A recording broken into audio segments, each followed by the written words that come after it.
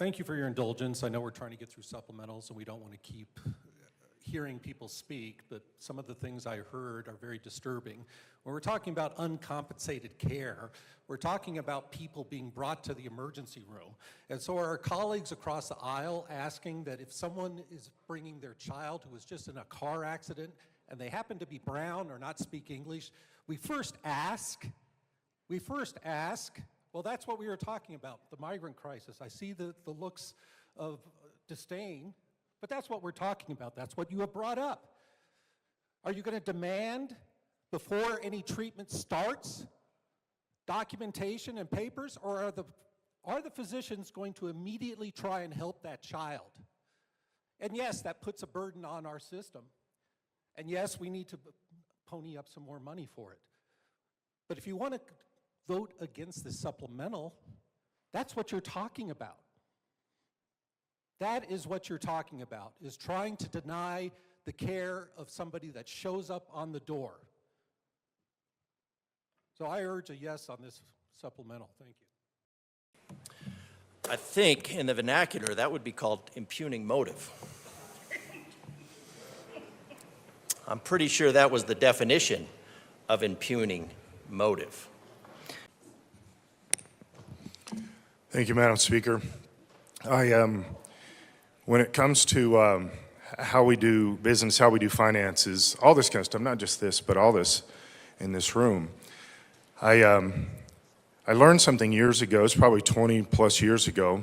I was listening to Rush Limbaugh, one of my heroes, and he said that anytime somebody is pointing at you and saying this is your motives and that you don't understand where it's coming from, it's because they're showing you what their motives are. And so I don't understand why this conversation would drip into some kind of racist thing. This has nothing to do with that. We're saying that you have created a problem. You have created a problem within the medical system by the rules and the systems. And then now you're saying, oh, we need to keep throwing money after money after money. That is, we're not actually getting anywhere. We're getting further and further and further into a hole. But we're supposed to keep throwing money at it. And when we say, no, I don't think that's a good idea, you can change the subject, gaslight it, whatever you want to do, but that doesn't change the reality. These are real dollars we're talking about, and we can prove it on paper. We can prove it with the budgets.